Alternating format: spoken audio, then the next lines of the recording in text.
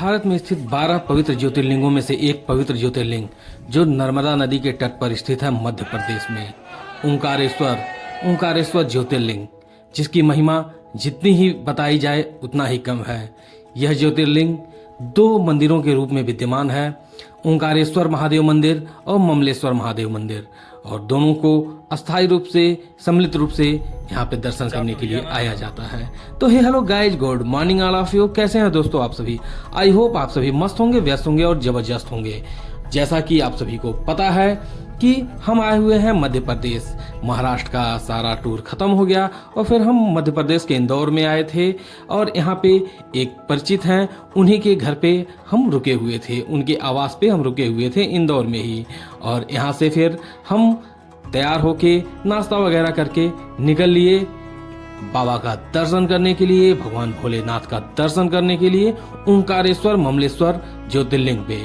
तो दोस्तों हमारे साथ लगातार बने रहें और हमारे साथ चलें आप भी इस यात्रा पर, इस पवित्र यात्रा पर। भगवान भोलेनाथ की कृपा बरसती रहे आप सभी पे। सभी लोग भगवान भोलेनाथ का दर्शन करें हमारे साथ और आशीर्वाद प्राप्त करें बाबा का, बाबा महाकाल का, ओंकारेश्वर महादेव का, ममलेश्वर महादेव का। तो दोस्तों आइए चलते हैं ओंकारेश्वर मंदिर पे। यह मध्य प्रदेश के खांडवा जिले में स्थित है। यह नर्मदा नदी के बीच मानधाता, जिसे शिवपुरी नाम भी दिया जाता है, द्वीप पर स्थित है। यह एक बहुत ही खूबसूरत द्वीप है जो नर्मदा नदी के बीचों बीच स्थित है और इसी पर यह स्थित है। भगवान शिव के 12 ज्योतिर्लिंगों में से एक। सदियों से पहले भील जनजाति ने इस जगह पर लोगों की बस्तियां बसाई और अब यह जगह अपनी भव्यता और इतिहास से प्रसिद्ध है। यह यहाँ के मोटक्का गांव से लगभग 12 किलोमीटर दूर बसा है। यह जो द्वीप है वह हिंदू पवित्र चिन्ह ओम के आकार में बना है और यह 2 मंदिरों में स्थित है, ओंकारेश्वर और ममलेश्वर। ओंकारेश्वर का निर्माण नर्मदा नदी से स्वतः ही हुआ है और यह बहुत ही पवित्र, बहुत ही खूबसूरत जगह है। आप पूरे रास्ते एक से एक बढ़कर प्राकृतिक नज़ारों को देखते हुए यहाँ पर आएंगे। आप देख सकते हैं जैसे ही हम यहाँ से चले हैं वैसे इंदौर में भी पर्वत, पहाड़ियाँ हैं, प्राकृतिक नज़ारे हैं, लेकिन उसका काफ़ी डेवलपमेंट भी हो चुका है। लेकिन जब वहाँ से आप आगे बढ़ेंगे पूरे रास्ते आपको एक से बढ़कर एक खूबसूरत प्राकृतिक नज़ारे मिलेंगे। और हम यहाँ पे पहुँच चुके हैं और गाड़ी जो है वो अपने स्थान पे लग चुकी है और फिर हम आ गए। आप ये देख सकते हैं ये यहाँ का मार्केट है, और भी मार्केट है लेकिन ये मंदिर के रास्ते का मार्केट है। आप यहाँ पे मार्केट करते हुए आप चलते हैं मंदिर की तरफ। तो दोस्तों हमारे साथ लगातार बने रहें और भगवान का दर्शन करें। अगर आप इस चैनल पे नए हैं तो प्लीज़ सब्सक्राइब करें, ज़्यादा से ज़्यादा शेयर करें और लाइक करें। साथ ही आप आइकॉन बेल जरूर दबा दें ताकि हमारे सारे वीडियो का नोटिफिकेशन आपको मिलता रहे। आप यह देख सकते हैं यह जो नर्मदा नदी है वो भारत की पवित्रतम नदियों में से एक है और अब इस पर विश्व का सर्वाधिक बड़ा बांध परियोजना का निर्माण भी हो रहा है। जिस ओंकार शब्द का उच्चारण सर्वप्रथम सृष्टिकर्ता विधाता के मुख से हुआ, वेद का पाठ इसके उच्चारण के बिना नहीं होता। इस ओंकार का भौतिक विग्रह ओंकार क्षेत्र है। इसमें 68 तीर्थ हैं। यहाँ 33 कोटि देवता परिवार सहित निवास करते हैं तथा ज्योति स्वरूप लिंगों सहित 108 प्रभावशाली शिवलिंग है। यहाँ पर मध्य प्रदेश में देश के प्रसिद्ध 12 ज्योतिर्लिंगों में से 2 ज्योतिर्लिंग विराजमान हैं। एक उज्जैन में महाकाल के रूप में और दूसरा ओंकारेश्वर में ओंकारेश्वर ममलेश्वर के रूप में विराजमान है। और आप ये देख सकते हैं यह झूला पुल है, नीचे नर्मदा नदी बहती है। माँ नर्मदा का क्या ही कहना। और आपको यह बताते चलें यह ओंकारेश्वर जो क्षेत्र है वह 2 पवित्र नदियों नर्मदा और कावेरी का संगम भी है। आप ये देख सकते हैं यहाँ कितनी खूबसूरत चट्टानें हैं, ये मार्बल की चट्टानें हैं और यहाँ पे आना देखना इसे क्या ही है, इसकी भव्यता क्या ही कहा जाए। आप हमारे वीडियो के माध्यम से इसका दर्शन करें। ये देखिए ये बैराज है और इस बैराज के दूसरे साइड पे जो है कावेरी और नर्मदा का संगम होता है। और आप यहाँ पे जब आएंगे घूमने के लिए तो यहाँ पे ओंकारेश्वर ममलेश्वर आप घूमेंगे और इस नदी में ज़रूर घूमें। हम भी अगर मौका मिला तो ज़रूर घूमेंगे और जब भी आएँ यहाँ पे रिवर में ज़रूर जाएं बोट के द्वारा, काफ़ी मजा आएगा आपको। ओंकारेश्वर का जो पुराना नाम है वो मानधाता है। ओंकारेश्वर प्रारंभ में भील राजाओं की राजधानी थी। लंबे समय तक ओंकारेश्वर भील राजाओं के शासन का क्षेत्र रहा। देवी अहिल्याबाई होलकर ने यहाँ नित्य मृत्तिका की 18 सहस्त्र शिवलिंग तैयार कर उनका पूजन करने के पश्चात उन्हें नर्मदा में विसर्जित कर दिया। और राजा मानधाता जो है उनके बारे में यहाँ पे एक कथा है। राजा मानधाता ने नर्मदा नदी के किनारे इस पर्वत पर घोर तपस्या कर भगवान शिव को प्रसन्न किया और शिव जी के प्रकट होने पर उनसे यही निवास करने का वरदान मांगा।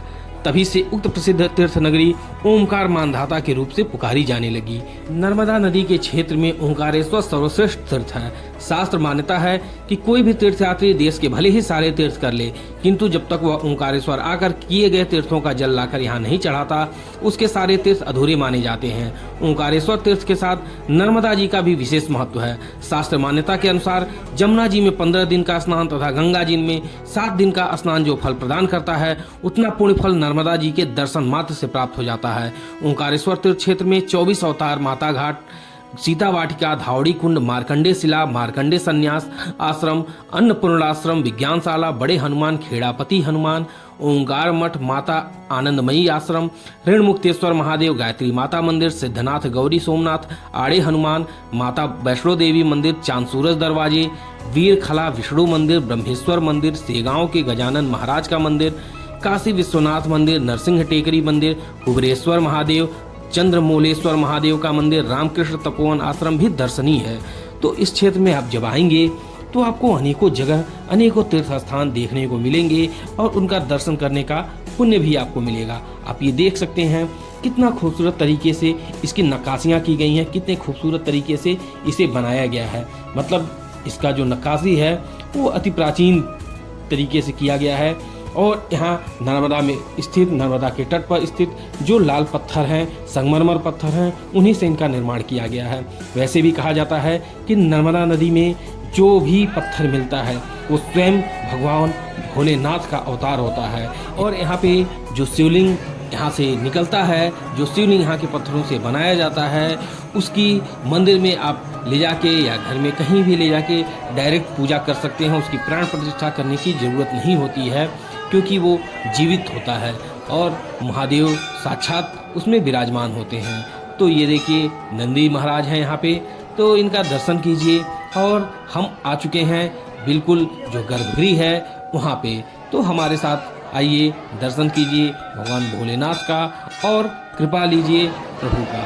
सौराष्ट्र सोमनाथ च शल्य मल्लिकार्जुनम उज्जैन्यम महाकालम ओंकारम अमलेश्वरम करल्याम वैद्यनाथ धाकिन्याम भीम शंकरम सेतुबंधेतु रामेशम नागेशम धरुगावने वाराणस्यात् विश्वेशम त्र्यंबकम गौतमी तटे हिमालय केदारम घोषुमेशै च शिवालय एतानि ज्योतिर्लिंगानि सायप्रतः पठे नरः सप्तजन्म कृतं पापम स्मरणेन विनश्यति।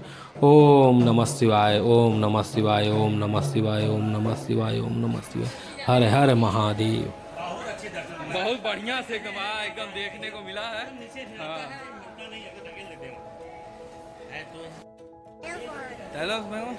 अभी लिया जाएगा। और फिर हम लोगों ने दर्शन कर लिया भगवान भोलेनाथ का, महादेव का, और आशा है आप भी ने भी दर्शन किया होगा, भगवान की भक्ति की होगी। भगवान सब पे अपनी कृपा बनाए रखें। और फिर हम यहाँ से चल लिए बाहर की तरफ। गुन्नू ने कहा कि हमें खिलौना चाहिए, तो पहले हम लोगों ने खिलौना दिया। ये भैया जो हमारे साथ आए हैं उनकी बेटी है।